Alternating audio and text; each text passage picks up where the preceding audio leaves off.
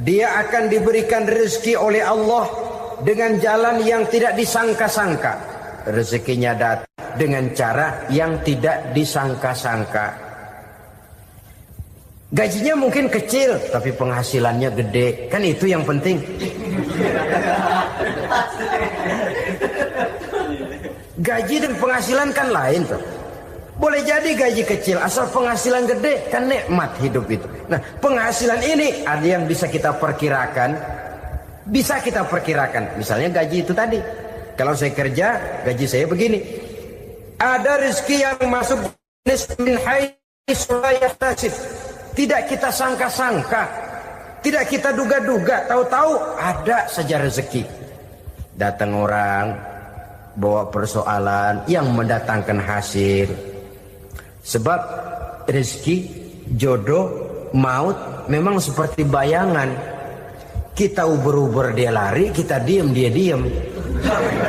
Kan gemesin itu. Bayang-bayang itu begitu. Kita kejar, dia lari. Rezeki juga begitu. Kita diem, dia diem. Setengah mati yang namanya rezeki kita cari, kita uber. Ngobek sampai ratusan bohong kita kerjain. Tapi memang belum waktunya, ya sulit untuk tembus. Tapi kadang-kadang giliran kita nongkrong di rumah, datang orang bawain rezeki. Itulah yang namanya rezeki. Tapi ini untuk orang yang bertakwa. Kalau tidak punya kredibilitas takwa, jangan lalu pakai ayat ini. Diberikan Allah dengan rezeki dengan jalan yang tidak disangka. Kan ada ayatnya dah. Kita mah manteng aja di rumah dah. Ntar juga tuh rezeki datang. Ini fasilitas yang diberikan kepada orang yang wa may yattaqillah, bertakwa kepada Allah, yarzuqhu min haitsu la yahtasib, diberikan rezeki dengan cara yang tidak disangka-sangkanya. Maka kadar ketakwaan jangan membuat kita buruk sangka. Tuh orang ya nggak kemana-mana, duitnya ada aja. Kalau dia takwa, Allah berikan jalan keluar. Yang lantas ngelihat kiai orangnya ahli ibadah, ilmunya tinggi, akhlaknya luar biasa, takwanya tinggi, rezekinya lancar, lalu husnuzon nih kiai nggak kemana-mana, duitnya banyak, miara tuyul kali ini. Itu termasuk jaminan Allah yang masuk kategori min haitsu la yahtasib. Yang ketiga, yaj'al lahu min amrihi yusra, dimudahkan segala urusannya. Dimudahkan segala urusannya. Kemudian yang keempat, yukaffir anhu sayyiatihi wa yu'azzim lahu ajra, diampuni segala kesalahannya dan dibesarkan pahala kebaikan yang dikerjakannya. Al-Quranul Karim memberikan tuntunan dan ajaran kepada kita bahwa orang-orang yang memperoleh kemenangan itu tidak lain adalah orang-orang yang bertakwa. Hanyalah mereka yang bertakwa kepada Allah Subhanahu wa ta'ala pada akhirnya akan tampil sebagai pemenang. Lalu siapa orang yang bertakwa itu? Dijelaskan dalam awal-awal Al-Baqarah. Orang yang bertakwa yang akan meraih kemenangan, pertama, allazina yu'minuna bil ghaib, yaitu orang-orang yang beriman kepada yang gaib. Percaya bahwa ada alam yang gaib, alam yang abstrak, alam yang tidak bisa dijangkau oleh salah satu daripada panca indera kita. Mereka percaya dan beriman kepada adanya malaikat, beriman kepada adanya iblis dan jin, beriman kepada adanya alam kubur, beriman kepada adanya alam mahsyar, beriman kepada adanya alam akhirat, beriman kepada adanya surga dan neraka. Beriman bukan cuma sekedar beriman dalam ucapan bibir saja, tetapi beriman yang nilai iman itu mampu mewarnai gerak dan gaya hidupnya. Iman yang meresap sampai ke tulang sumsum, kemudian memberikan dampak positif di dalam kehidupan manusia. Alam, kita tahu, adalah sesuatu yang selain Allah, dan Allah bukanlah alam. Apapun namanya selain daripada Allah, itu adalah alam. Alam pada hakikatnya terbagi menjadi dua. Ada alam syahadah, alam nyata, alam konkret, alam yang bisa dijangkau oleh salah satu indera kita. Kemudian ada alam ghaib, alam yang tidak bisa dijangkau oleh panca indera kita, alam metafisika, alam abstrak, alam yang wajib kita imani keberadaannya. Kita percaya bahwa malaikat itu ada. Kita percaya kepada jin, bahwa jin itu ada. Kita percaya kepada adanya iblis dan setan. Bukan percaya kepada iblis dan setannya, percaya bahwa iblis dan setan itu ada. Itu termasuk salah satu daripada sifat orang yang bertakwa kepada Allah. Saudara-saudara kaum muslimin rahimakumullah, kecenderungan pembangunan yang lebih bersifat materialistis biasanya menggeser aspek kehidupan rohani. Orang berpikir empiri, dan dalam pola pikir yang demikian maka alam gaib tidak lagi mendapat perhatian. Aspek kehidupan yang bersifat rohaniah malah mulai ditinggalkan. Akibatnya terjadilah kepincangan di dalam kehidupan kita. Pernah ada satu pengalaman pribadi dalam perjalanan kembali ke tanah air. Dalam pesawat di sebelah kanan saya duduklah seorang Jerman namanya Heiner Simonsen. Iseng saya ajak kenalan, saya ajak ngobrol, saya tanya dia. Saya bilang, Mas Heiner ini, kalau pesawat yang kita tumpangi ini jatuh ke bawah, kira-kira apa yang bakal terjadi, Mas? Dia bilang, kita semua akan mati. Begitu? Iya. Oke. Apa itu mati? Tanya saya. Dia bilang, untuk tahu apa itu mati, kita harus tahu lebih dahulu apa itu hidup. Saya pikir nih bule bisa ngomong juga. Baiklah kata saya. Apa hidup menurut Anda itu? Oh, hidup itu dia bilang, kalau seluruh anggota badan kita bekerja secara normal, paru-paru memompa darah secara normal, jantung berdetak secara normal, sel-sel tubuh bekerja secara fit, dan organisme tubuh hanya mau bekerja secara normal, dia bilang, kalau kita memberi makan yang cukup, menu yang teratur, dan gizi yang lengkap. Saya bilang, kesimpulannya apa, Ner? Dia jawab, hidup adalah dari tangan ke mulut. Life is from the hand to the mouth, kata dia. Hidup adalah dari tangan ke mulut. Jadi masalah hidup tidak lebih daripada masalah isi perut. Orang pergi pagi, pulang sore, peras keringat, banting tulang, perut yang dibelain. Saya bilang, you are wrong. Sampean salah, Ner. Kamu orang Islam bukan? Bukan. Pantas. Kenapa saya salah? Dia bilang, ya jelas salah. Salahnya di mana? Kamu ini manusia. Kalau hidup cuma dari tangan ke mulut, saya bilang, kambing di kampung saya juga begitu pikirannya, Ner. Itu kambing di kampung saya, asal perutnya kenyang, sudah hidup dia. Perkara besok bagaimana, lusa prospeknya macam mana, bulan depan ada apa, kambing nggak pernah mikir. Di kampung saya kambing juga pikirannya begitu. Kamu Kristen ya? Tadinya. Loh kok tadinya, lalu apa sekarang kamu ini? Dia bilang, sekarang saya netral. Saya tidak beragama, tapi saya percaya kepada Tuhan sebagai pencipta alam. Saya ingat benar dia bilang, I haven't any religious, but I believe to God as the creator of the world. Kenapa bisa netral begitu, Ner? Habis saya bingung katanya. Islam bilang Islam baik, Kristen bilang Kristen baik, Hindu Buddha bilang Hindu Buddha baik, semua agama baik. Saya netral sekalian, nggak beragama. Yang penting saya percaya kepada Tuhan. Saya bilang, Ner, kamu ini kayak orang mau beli celana, lalu bingung, yang satu bilang Levi's bagus, yang satu bilang Blue Jean hebat, yang satu bilang Wool England hebat. Celana ini hebat, celana itu bagus, celana ini hebat. Semua celana bagus, kamu bingung.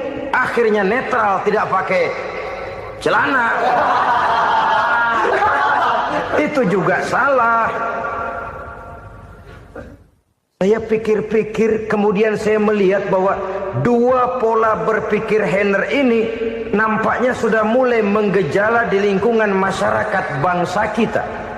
Disadari atau tidak, secara jujur kita harus berkata, dua pola pemikiran Henner ini mulai berkembang di tengah masyarakat bangsa kita. Pertama, pola pikir materialisme. Hidup adalah dari tangan ke mulut. Masalah hidup tidak lebih masalah isi perut. Itu yang perlu dibela, dan disitulah arti kehidupan. Pergi pagi, pulang sore, peras keringat, banting tulang untuk mempertahankan perut. Kalau sudah kemari cara orang berpikir, maka buat apa percaya kepada yang gaib? Untuk apa sholat? Untuk apa puasa? Untuk apa zakat? Untuk apa menghadiri majelis taklim? Tanpa kepercayaan kepada yang gaib, hidup berjalan menurut alur empiris dan materialis. Kalau sudah ke sana cara orang berpikir, biasanya orang lalu cenderung menghalalkan segala cara. Hanyalah orang yang percaya bahwa akhirat ada.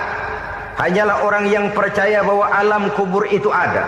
Hanyalah orang yang percaya bahwa malaikat itu ada, hidupnya akan lebih terarah dan terkendali. Karena kepercayaan kepada yang gaib, yang merupakan fase daripada kehidupan setelah hidup yang sekarang ini, mewarnai gerak pribadi seseorang di dalam dia melakukan kegiatan hidupnya. Pola berpikir materialisme, disadari atau tidak, mulai menggejala di lingkungan masyarakat bangsa kita. Hidup tidak lebih dari urusan tangan ke mulut, mulut ke tangan, tangan ke mulut. Asal perut sudah kenyang, hiduplah sudah.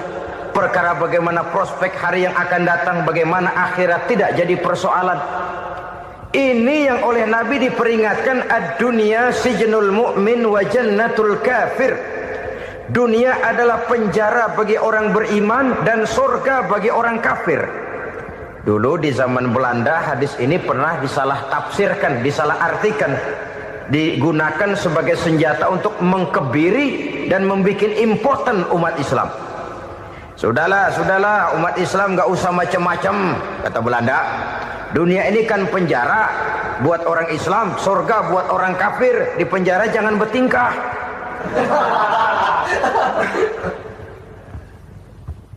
Pengertiannya tidak begitu. Dunia adalah penjara bagi orang mukmin. Artinya dalam kehidupan dunia seorang mukmin tidak bebas memperturutkan hawa nafsunya. Di penjara hawa nafsunya itu. Sebaliknya surga bagi orang-orang kafir. Buat orang kafir surgalah dunia ini. Mereka bebas memperturutkan hawa nafsunya. Dilarang tidak terlarang, dicegah pun tidak tercegah. Mereka hidup menurut alur bisikan nafsu mereka sendiri. Kemudian bila ajal datang, maut merenggut nyawa, selesailah surganya sampai di situ. Maka bagi orang-orang yang tidak percaya kepada adanya akhirat, kepada adanya alam gaib, surganya sebatas umurnya. Sekali lagi, surganya sebatas umurnya. Bila umur selesai, ajal pun datang merenggut nyawa, selesailah sudah surganya sampai di situ. Alangkah pendeknya perjalanan orang-orang yang tidak percaya kepada alam gaib ini. Bagi kita mukmin, jikalau kita mampu memenjarakan hawa nafsu, kita bisa bahagia di dunia ini. Dan Islam memang tidak menyuruh kita sengsara di dunia. Raih dunia, kejar dunia, gapai dunia sebagai alat untuk mencapai kebahagiaan di akhirat nanti. Hidup adalah satu perjalanan panjang yang terbentang sejak kita terlahir dari alam rahim sampai kepada alam akhirat nanti. Andai kata kita gagal meraih kebahagiaan di dunia, toh kita masih punya akhirat. Tapi jangan jadi dalil yang melemahkan semangat. Biarin dah kita di dunia kebelangsak, yang penting akhirat. akhirnya dunia benar-benar kebelangsang. Bagaimana dunia ini bisa kita raih, dan bagaimana meraih dunia untuk menunjang kepentingan akhirat nanti. Yang kedua, dari pikiran Heiner yang saya lihat menggejala di lingkungan masyarakat bangsa kita, timbulnya manusia-manusia netral, seolah-olah Tuhan yes, agama no, sama Tuhan percaya, agama ogah. Tuhan ngangguk, giliran agama godeng.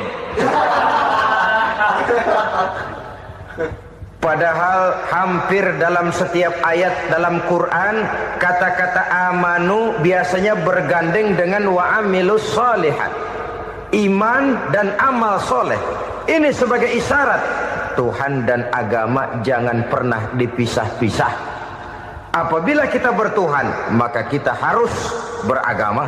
Apabila kita beragama, maka agama itu harus bersumberkan dari Tuhan yang kita imani itu. Tidak mungkin kita pisah, Tuhan yes, agama no. Sama Tuhan percaya tapi agama bikin sendiri. Sembayangnya cukup bengong 2 jam madep ngulon.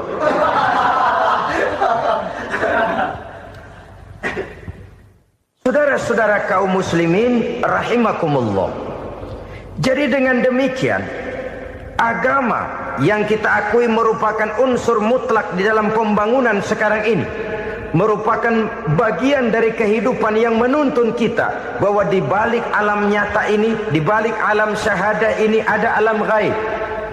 Dan mudabbir, murabbi, yang mengatur, yang menguasai, yang memelihara baik dia alam nyata, baik dia alam gaib, tidak lain adalah Allah Subhanahu wa taala. Di sana ada satu super power, satu maha kekuatan yang kita perlu bersandar kepadanya. Sebagai makhluk nyata yang hidup di alam nyata, berbuatlah secara nyata sebagaimana harusnya kita berbuat. Karena Islam jelas bukan agamanya orang pemalas. Islam jelas bukan agamanya orang yang mengajarkan setelah selesai sholat boleh duduk, nggelenggem ayam-ayam, ndelohom, menghitung bintang di langit sambil menunggu keajaiban. Tidak. Islam adalah agama yang mengajarkan apabila sholat sudah selesai kamu kerjakan, bertebaranlah di permukaan bumi, cari karunia Tuhanmu. Jangan hidup berpangku tangan menunggu keajaiban, karena hidup bukan undian. Jangan berharap untung besar tanpa mau peras keringat. Tapi di sebalik itu toh kita juga harus yakin bahwa di sisi usaha nyata yang kita lakukan ada satu super power, satu maha kekuatan gaib yang menentukan berhasil dan tidaknya usaha kita. Kepercayaan kepada hal semacam inilah yang mendorong kita untuk mempunyai sandaran vertikal, agar jikalau usaha ini berhasil, kita tidak lupa diri dan lupa daratan. Jikalau usaha ini gagal, kita tidak putus asa dan buruk sangka, tidak cupik pandangan dan sempit hati, tapi mampu melihat persoalan dengan kacamata putih sambil husnuzon kepada Allah Subhanahu wa ta'ala. Kita percaya malaikat itu ada. Ada yang namanya raqib dan atid, mengawasi gerak hidup kita sampai kepada gerak hati kita. Ini memberikan sugesti agar kita berhati-hati, tidak sejengkal tanah pun kita bisa berlindung dari pengawasan raqib dan atid. Ada munkar nakir yang akan menyoal kita di alam kubur. Ada malaikat Malik, penjaga neraka. Ada malaikat Ridwan yang menjaga surga. Kita percaya kepada adanya jin, kita percaya kepada adanya setan, iblis. Percaya kepada adanya, bukan mempercayai si setan, si iblis lalu menjadikannya sebagai teman. Tidak. Percaya bahwa mereka itu ada dan merupakan makhluk Allah yang gaib yang diciptakan Allah Azza wa Jalla. Kepercayaan kepada alam gaib memberikan motivasi terhadap gerak lahir manusia, sehingga dengan motivasi kepercayaan kepada yang gaib, gerak lahir jadi lebih terarah, jadi lebih terpelihara. Pernah seseorang bertanya, "Pak, apakah adanya akhirat bisa dibuktikan secara ilmiah?" Saya bilang tidak bisa, tidak bisa. Kenapa? Karena yang berangkat nggak pernah pulang kembali lagi. Kalau dia pulang kemari bisa kita tanya bagaimana enak di sono. Cuma secara moral saya katakan, lebih beruntung orang yang percaya kepada akhirat daripada yang tidak. Sekarang saudara percaya akhirat ada, lalu saudara baik-baik di dunia, sholat, puasa, zakat, menolong orang lain, menebarkan kebajikan. Saudara mati, andai kata akhirat tidak ada, toh dalam hidup saudara sudah berbuat baik, paling tidak nama saudara akan dikenang sebagai orang baik. Sebaliknya, saudara percaya, kata saya, bahwa akhirat tidak ada, lalu hidup semau-maunya, tenggelam dalam maksiat dan munkarat, menentang Allah, tidak mau ruku dan sujud. Lalu saudara mati, kemudian akhirat ada, ayo mau apa? Bekal tidak punya. Jadi secara moral lebih beruntung orang yang percaya kepada adanya akhirat daripada yang tidak percaya. Dan itu alam gaib yang tidak bisa dibuktikan secara eksakt. Jangankan untuk membuktikan seperti itu, dalam kehidupan sehari-hari saja yang kita rasakan tidak selalu berbentuk toh. Angin, bagaimana sih bentuknya angin? Kita tidak tahu. Merah, buktinya kalau dikerok merah. Yang merah itu kulit, yang kulit kita bukan anginnya. Sakit, rasa sakit itu ada, tapi bagaimana bentuk sakit kita nggak pernah tahu. Kalau kita makan cabai pedas, bagaimana bentuk pedas itu tidak ada, tapi rasa ada. Bentuk pedas hijau, cabainya bukan pedasnya. Tidak semua yang kita rasakan bisa kita gambarkan dalam bentuk yang konkret. Oleh karena itu, sekali lagi bahwa kepercayaan kepada alam yang gaib mampu memberikan satu sugesti yang menata kehidupan seseorang lebih lurus, lebih terarah, dan lebih terkendali. Maka wajar kalau kepercayaan kepada yang gaib mengantarkan seseorang untuk meraih kemenangan. Kenapa? Dia percaya kepada yang gaib, bahwa akhirat ada, bahwa alam kubur ada, bahwa pertanggungan jawab itu ada. Maka dia lalu tidak hidup saenae udele dewe, itu loh. Tidak hidup menurut seleranya sendiri, terarah, teratur. Ini cirinya yang pertama. Orang bertakwa yang akan meraih kemenangan, mereka beriman, mereka percaya kepada yang gaib. Bahkan hal-hal konkret saja selalu berangkat dari yang gaib. Saudara-saudara, para remaja, para pemuda sekarang ini tidak pernah tahu toh siapa yang akan jadi teman hidup saudara. Kita bisa saja ngerancang, mentargetkan, tapi toh akhirnya yang namanya jodoh bukan kekuasaan kita. Rezeki di luar kemampuan kita. Begitu juga ajal. Maut, jodoh, ajal adalah contoh-contoh konkret bahwa pada akhirnya yang gaiblah yang menentukan. Bertahun-tahun ngelancong, emang jodoh seret, nggak jadi.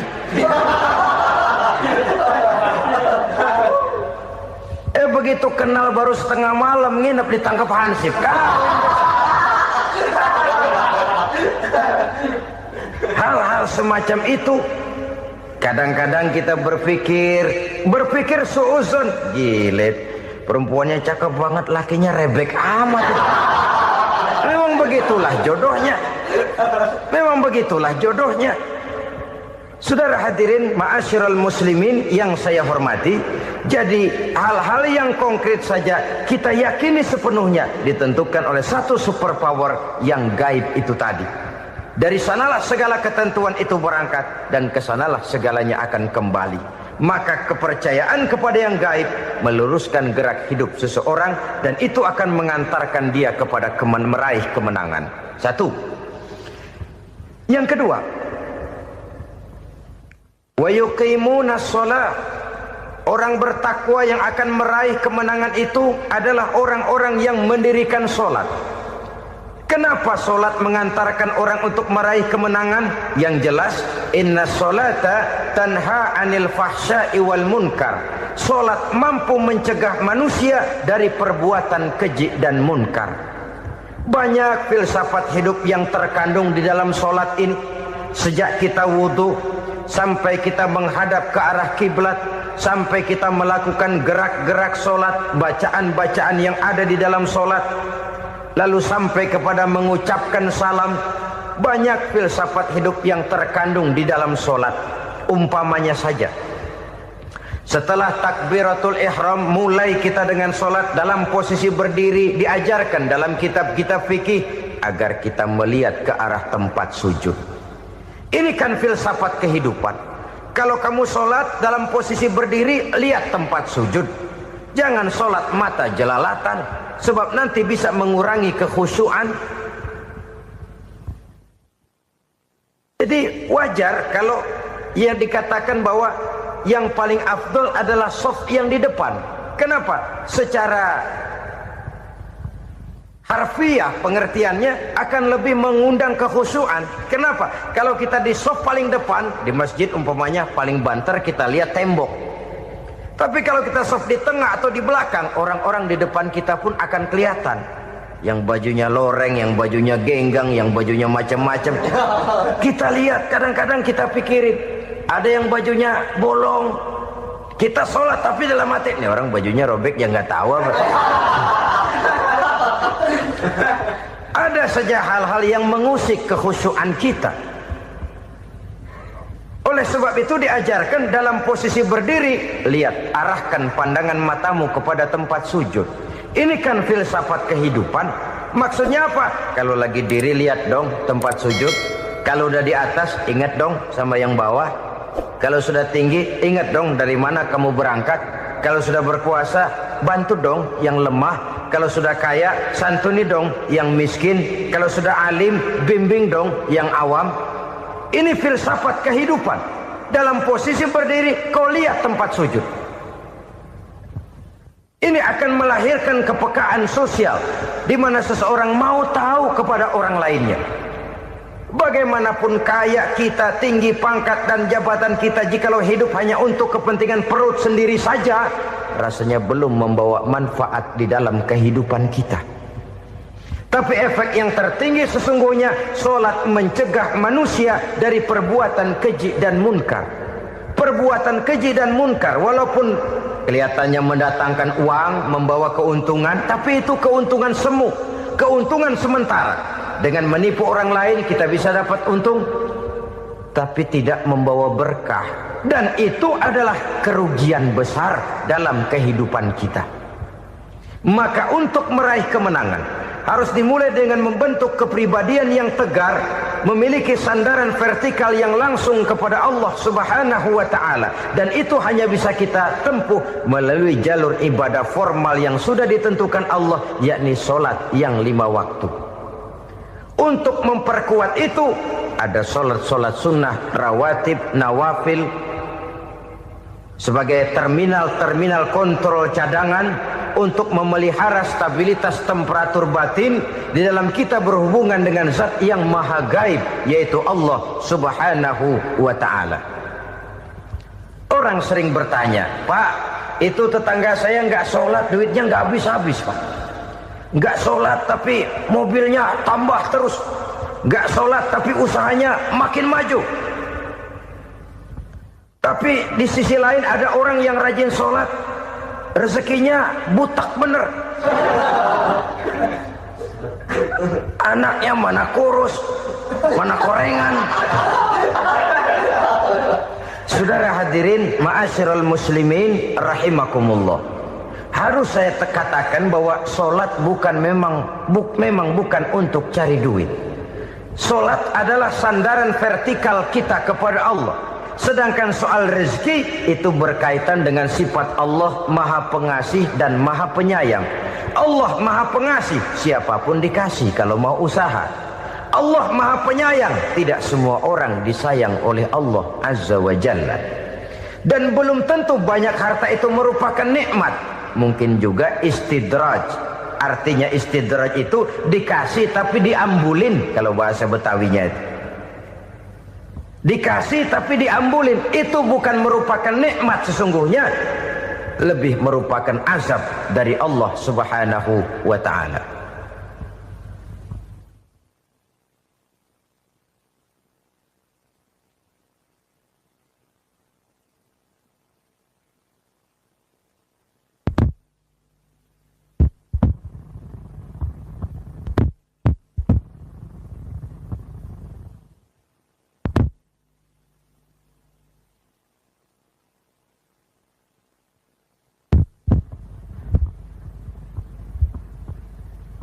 agama, mempunyai sistem sholat.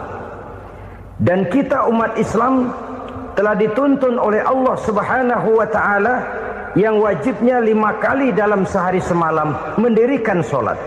Dan itu tentu berada dalam jangkauan kemampuan manusia. Pada awalnya barangkali kita memang merasa sholat itu satu kewajiban. Tapi semakin kita hayati makna, manfaat dan filsafat yang terkandung di dalam ajaran sholat, semakin sampai kita kepada keyakinan bahwa sholat adalah keperluan kita. Sehingga pada waktu tertentu dinilai puncaknya, kita tidak lagi akan berkata saya wajib sholat, tapi kita akan berkata saya perlu sholat. Kalau kita sudah merasakan itu adalah keperluan kita, nah di sanalah kita baru akan merasakan ruginya kalau hal itu tidak kita laksanakan. Sepanjang kita masih berkata saya wajib sholat, kita akan lebih merasakan dia sebagai beban ketimbang sebagai keperluan. Yang jelas Allah tidak memerlukan ibadah yang kita laksanakan ini. Dengan kata lain, andai kata satu dunia penuh ini orang tidak ada yang sholat satu pun, Allah tidak akan turun dari jabatan Tuhan. Jangan lalu berpikir kalau kita ngambek se-RW kagak sembahyang Tuhan tekor kali ini ya. Tentu tidak. Itu perlunya kita, bukan perlunya Allah. Dan pada induknya kita akan berkata saya perlu agama. Kalau secara induk kita sudah memerlukan agama, maka konsep-konsep yang ada di dalam ajaran agama itu pun adalah juga merupakan keperluan kita.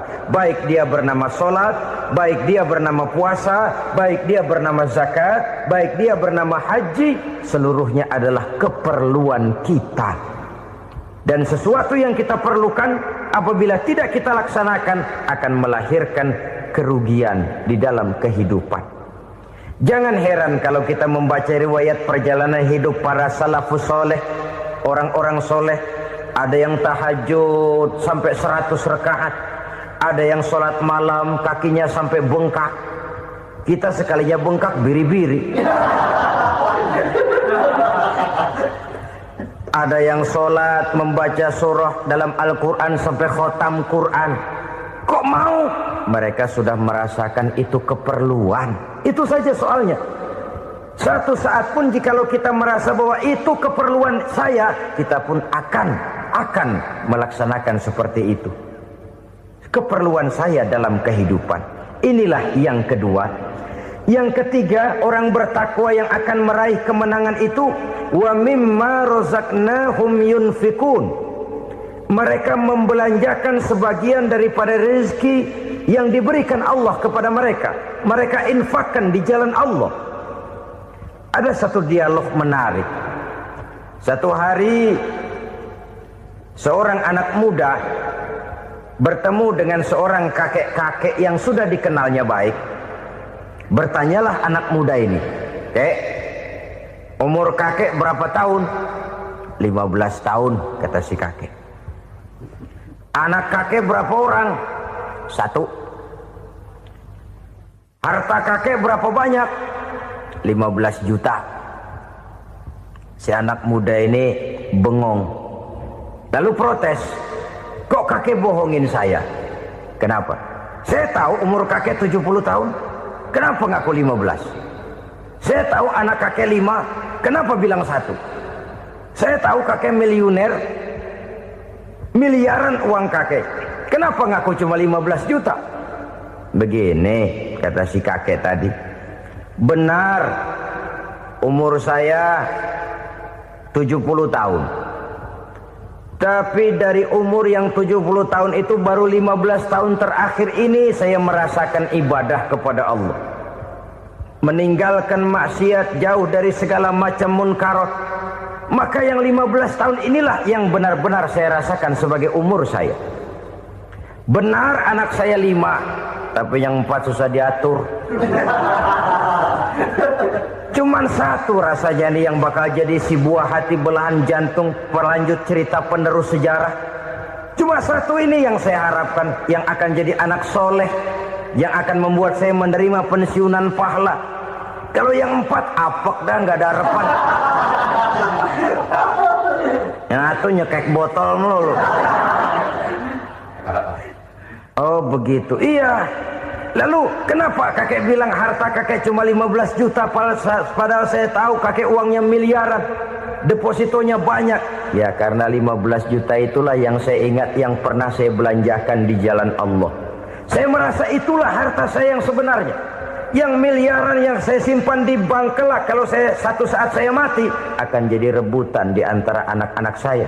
Iya kalau anak saya soleh kayak yang satu ini. Kalau yang 4 tadi udah tulen dia bakal berantem dah berebut tuh. Jadi 15 juta yang saya belanjakan di jalan Allah inilah yang saya merasakan benar-benar harta saya yang sesungguhnya. Dialog ini patut menjadi bahan renungan kita bersama. Diberikan kita umur 40, 50, 60, 70, 80. Berapa tahun dari umur yang diberikan itu yang jalan mulus, yang kita gunakan untuk melaksanakan ibadah? Banyak harta kita simpan di bank, di lemari, di dompet, di tas. Tapi berapa yang sudah kita depositokan di jalan Allah yang akan menemani kita di hari kita kembali nanti?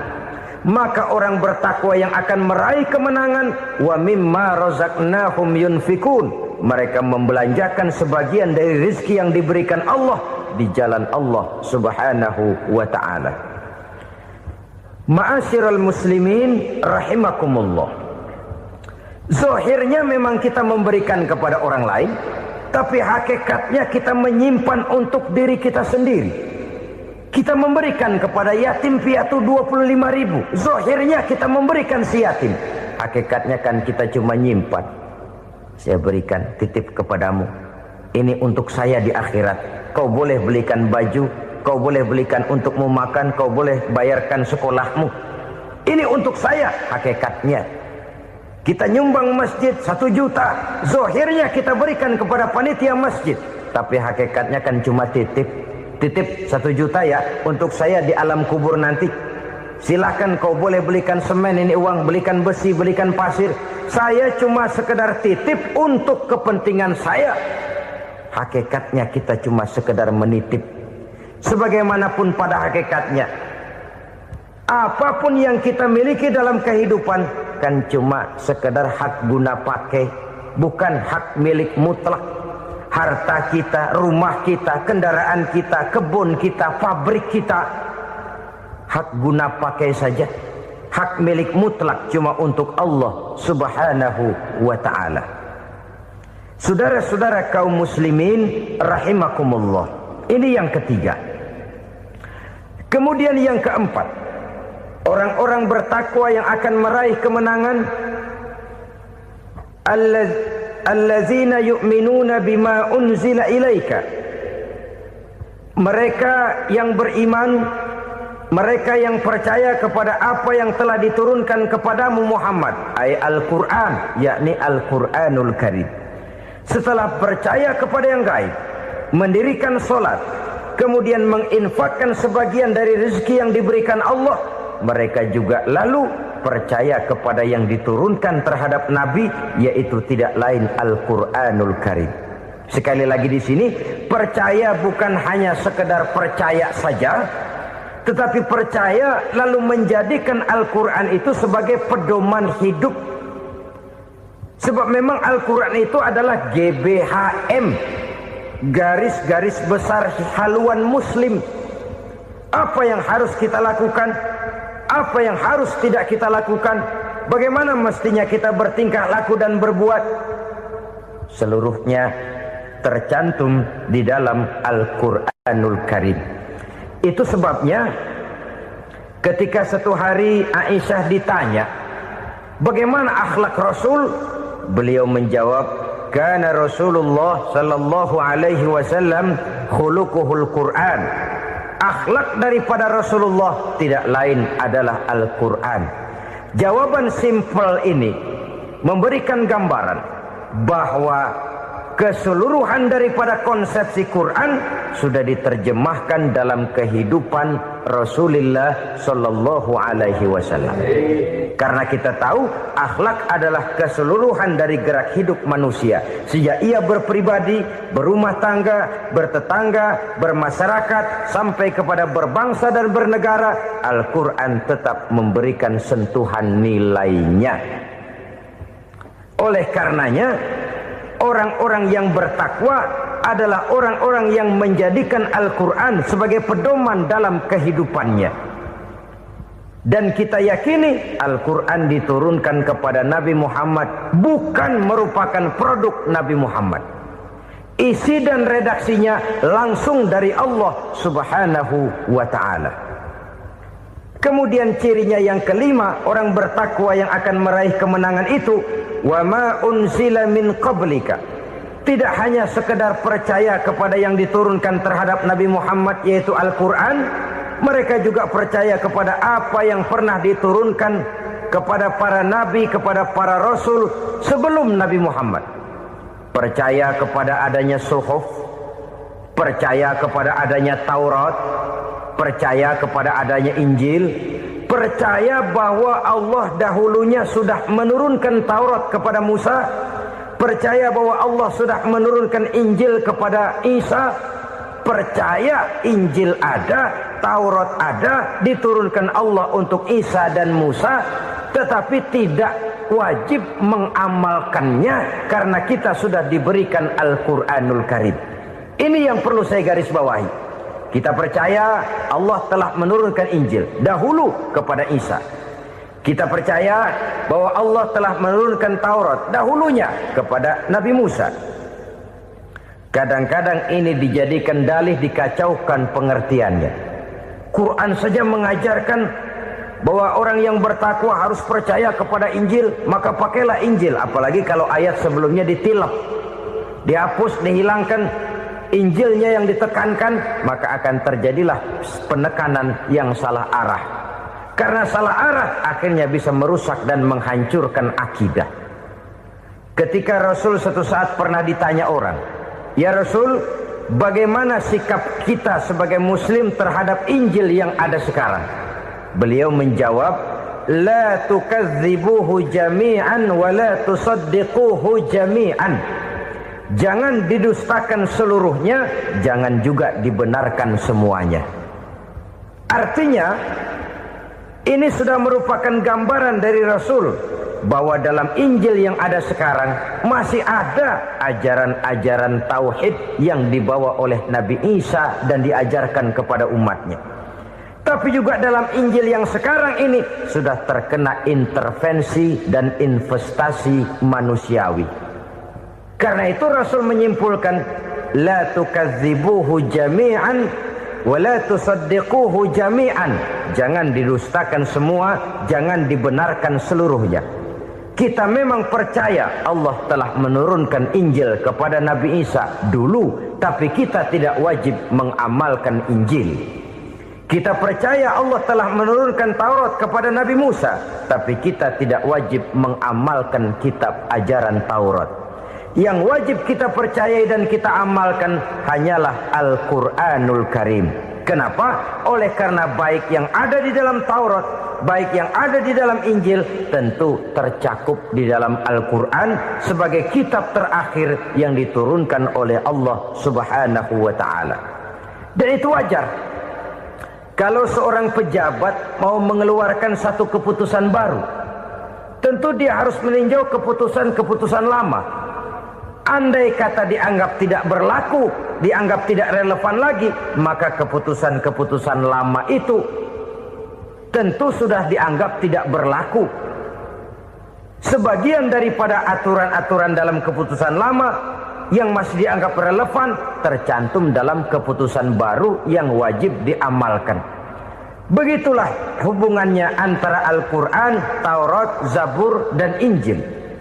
4 kitab samawi yang diturunkan Allah masing-masing kepada Zabur untuk Nabi Daud, Taurat untuk Nabi Musa, dan Injil untuk Nabi Isa alaihi wassalatu wassalam. Ketiga-tiga kitab itu kita percayai adanya. Kita yakini Allah telah menurunkan Zabur, Taurat, dan Injil. Tapi kita tidak wajib mengamalkannya. yang wajib kita mengamalkannya sekarang ini tidak lain hanyalah Al-Quranul Karim saja. Karena ia mencakup apa yang ada di dalam Zabur, apa yang ada di dalam Taurat, dan apa yang ada di dalam Injil. Keotentikannya bisa dipertanggungjawabkan. Ya, tapi kan Nabi Muhammad sudah mati 14 abad yang lalu, dan di zaman beliau Al-Quran kan belum dikodifikasikan, belum ditulis. Bagaimana keotentikannya bisa dipertanggungjawabkan? Mudah saja. Allah berjanji, inna nahnu nazzalna dzikra wa inna lahu lahafizun. Kami yang menurunkan Al-Quran dan kami yang akan menjaga dan memeliharanya. Allah turunkan Quran, Allah menjaganya. Bagaimana cara Allah menjaga Al-Quran itu? Banyaknya orang-orang yang hafaz Al-Quran. Hafaz Al-Quran 30 juz, 114 surah, 6.666 ayat. Sehingga jangankan satu kata, jangankan satu ayat, satu kalimat saja berubah, sudah akan timbul reaksi dan mudah dimengerti. Kenapa? Banyak orang-orang yang hafaz Al-Quran. Sedangkan pada setiap akhir tahun biasanya malaikat Jibril selalu mengadakan checking terhadap ayat-ayat yang diturunkan pada waktu itu. Di zaman Nabi sendiri sudah ada usaha kodifikasi. Dan yang lebih luar biasa lagi, sampai hari ini tidak seorang pun mampu membuat satu ayat saja semacam Al-Quran. Ke bahasa manapun dia diterjemahkan, naskah aslinya tetap ikut. Rujukan dasarnya tetap ada. Berdasarkan itu, maka tidak mungkin terjadi penyelewengan terhadap atau pemalsuan terhadap ayat-ayat Al-Quranul Karim. Kesuciannya, keotentikannya, kemurniannya bisa dipertanggungjawabkan. Ma'asyiral muslimin rahimakumullah. Oleh karenanya, konsepsi dasar daripada ajaran Islam ini memang tidak lain adalah Al-Quran dan Sunnah. Isi daripada agama Islam yang merupakan iman, Islam dan ihsan, konsepsi dasarnya tidak lain adalah Al-Quran dan Sunnah Rasulullah Sallallahu Alaihi Wasallam. Maka yang kita perlukan sekarang ini adalah terjemahan Al-Quran di dalam kehidupan kita. Dengan demikian, maka gaya kehidupan yang lebih Qurani itulah yang kita dambakan. Kita perlu memang terjemahan Quran dalam bahasa Inggris, dalam bahasa Belanda, dalam bahasa Jepang. Tapi yang lebih kita perlukan adalah terjemahan Quran di dalam kehidupan kita. Konsekuen, tidak memanipulasi, ringan sama kita jinjing, berat sama kita pikul. Jangan kalau lempengan ayat Quran tuh kira-kira enak diamalin, keras teriakan kita. Giliran kira-kira ayat Quran itu mukul kepala kita sendiri, diam kita. Itu ciri yang pernah disindir Allah dalam awal-awal Baqarah juga. Ciri beragamanya orang yang munafik. Kullama adha'a lahum masyawfih, kata Allah. Wa iza azlama alaihim qamu. Apabila terang mereka jalan, apabila gelap mereka berhenti. Artinya, kalau kira-kira di Islam nguntungin, rame-rame pada teriak Islam. Tapi ketika diminta untuk berjuang, ketika dituntut untuk berkorban, rame-rame mengundurkan diri. Nasib agama tidak ubahnya seperti daun pisang yang dikait orang di tepi jalan lantaran tak berpayung di ketika hari hujan.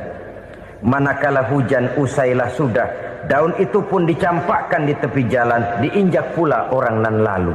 Artinya, orang menjadikan agama cuma sebagai lipstick, decoration only, tidak konsekuen. Hanya pada saat-saat kelihatannya Islam membawa keuntungan, rame-rame orang teriak-teriak tentang Islam. Tapi jikalau diminta berjuang, jikalau dituntut untuk berkorban, biasanya rame-rame juga mengundurkan diri. Jangan heran kalau mayoritas hitungan kita, tapi minoritas peranan kita. Kuantitas kita dalam jumlah, tapi dalam kualitas kita lebih sering jadi penonton daripada jadi pemain. Padahal itu sangat tidak boleh terjadi. Umat Islam di Indonesia harus bangkit. Umat Islam di Indonesia harus sadar akan keberadaannya. Tidak boleh hanya jadi penonton berpangku tangan, karena memang agama kita juga mengajarkan untuk konsekuen di dalam menjabarkan ajaran-ajaran daripada agama kita. Kita sering jatuh menjadi umat yang lemah oleh karena kita ini tidak pandai menggalang kebersamaan yang diakibatkan tidak konsekuennya kita. Diistilahkan bahwa umat Islam di dalam menggalang kebersamaannya itu harus seperti orang main sepak bola. Saudara-saudara kan tahu orang main sepak bola itu. Orang main sepak bola, kalau pertandingan belum dimulai sih silakan saja kumpul di luar lapangan, atur strategi yang baik. Tapi kalau pertandingan sudah dimulai, turun ke lapangan hijau, jangan kumpul terus. Ada sepak bola gotong royong, mundur-mundur rame-rame, depan ke depan kumpul melulu mainnya. Kalah. Orang main sepak bola itu ya harus ada penyerang tengah, harus ada penjaga gawang, harus ada strikernya, harus ada kiri luarnya, kanan dalamnya yang jadi backnya. Posisi boleh bermacam-macam, tapi yang penting saling ngoper untuk menggolkan gawang lawan. Begitulah umat Islam ini. Boleh ada yang jadi pejabat, boleh ada yang jadi pengusaha, boleh ada yang jadi petani, silakan ada yang jadi seniman, ada yang jadi penyair, ada yang jadi artis sekalipun. Tapi kalau sudah berhasil menguasai bola, jangan lupa operannya. Operan itu yang langka. Kita ini muslim kadang-kadang kalau sudah memegang menguasai bola, kalau belum mau mampus, belum mau ngoper. Nanti kalau sudah nggak punya bola, baru mau ngoper. Kalau sudah dengar-dengar mau dekat pensiun, baru mau jihad, baru mau berjuang, baru mau ngurus pesantren. Tanda tangan sudah tidak laku, memo sudah tidak dihargai, baru mau berjuang. Kemarin kemana mas? Kita tidak pandai memanfaatkan posisi. Dengan kata lain, kalau kembali kepada persoalan kita, konsekuensi kita terhadap agama yang kita anut ini belum ideal. Kita masih lebih sering berislam ini pada saat-saat yang menurut perhitungan kita membawa keuntungan. Tapi kalau diminta berjuang, dituntut berkorban, yang itu pun hakikatnya adalah untuk kepentingan kita juga. Allah tidak pernah menuntut kita untuk jihad bagi kepentingan Allah, itu tidak. Berjuang menegakkan agama Allah, apakah untuk kepentingan Allah? Tidak. Untuk kepentingan kita. Sebab nilai-nilai jihad itu pada akhirnya akan membawa kita kepada satu kebahagiaan. Setidaknya kalau tidak di dunia, tentu di akhirat sebagai syahid. Oleh karena itu, pada bagian akhir ini saya ingin mengajak, marilah kita konsekuen. Sekali kita berkitabkan Al-Quranul Karim, mari dia kita jadikan pedoman. Jangan cuma kita jadikan sebagai penghias dinding, pelengkap rumah, bahwa di rumah kita ada Al-Quran, tapi yang baca kecoa. Habis pada bolong tuh Quran. Yang penting kan punya Quran. Ditaruh di pintu rumah. Biar apa? Biar kuntilanak kagak masuk katanya. Ya apa itu nasib Quran, cuma kerjanya jaga pintu, ngusir kuntilanak, ngusir memedi. Bagaimana kita hidup menurut tuntunan Al-Quran? Kadang-kadang tidak pernah menjadi masalah bagi kita. Maka bagaimanakah Al-Quran akan mungkin membawa keberkahan dalam hidup kalau ajarannya kita injak-injak dalam keseharian kita? Mewujudkan gaya hidup yang lebih Qur'ani, itulah yang akan kita rintis di dalam kehidupan kita. Bertahap, step by step, menurut kemampuan yang ada pada kita. Jika jalan ini tidak bisa kita selesaikan, percayalah akan ada generasi penerus yang akan melanjutkan usaha dan cita-cita mulia itu. Jadi percaya kepada Taurat, percaya kepada Injil, sekadar percaya Allah dahulunya sudah menurunkan itu. Tapi kita tidak wajib mengamalkannya. Kenapa? Generasi Injil masa berlakunya sudah kedaluarsa. Taurat masa berlakunya sudah kedaluarsa. Injil pernah berlaku untuk orang Nasrani di zaman Nabi Isa. Taurat pernah berlaku untuk orang Yahudi di zaman Nabi Musa. Setelah generasinya berlalu, datang Rasul penutup yang membawa Al-Quranul Karim, maka Al-Quran itulah yang berlaku menjadi pedoman sampai hari akhir nanti. Jangan jauh dari Al-Quran, karena apabila ini kita lakukan, maka kita akan kembali kepada satu gaya hidup yang jauh dari tuntunan agama, dan itu artinya kita akan semakin jauh untuk meraih kemenangan. Saudara-saudara kaum muslimin rahimakumullah. Yang keenam, yang terakhir, orang-orang bertakwa yang akan meraih kemenangan itu wabil akhirati hum yuqinun. Mereka percaya, mereka yakin seyakin-yakinnya akan adanya hari akhir, di mana seseorang akan mempertanggungjawabkan seluruh perbuatannya di dalam hidup ini. Dan tidak ada satu perbuatan yang bagaimana kecilnya sekalipun yang tersembunyi dalam pandangan manusia yang tidak akan dibukakan persoalannya di mahkamah Qadi Rabbul Jalil di akhirat nanti. Itulah sebabnya maka percaya kepada akhirat disebut secara khusus. Padahal di awal tadi sudah dijelaskan yu'minuna bil ghaib, percaya kepada alam gaib, dan alam gaib ini termasuk akhirat. Kenapa pada bagian akhir disebut lagi akhirat? Karena ternyata bahwa kepercayaan kepada adanya akhirat merupakan induk dari kepercayaan terhadap adanya malaikat, setan, jin, dan lain sebagainya, dan akan lebih memberikan sugesti dalam kehidupan manusia untuk meluruskan gerak hidupnya.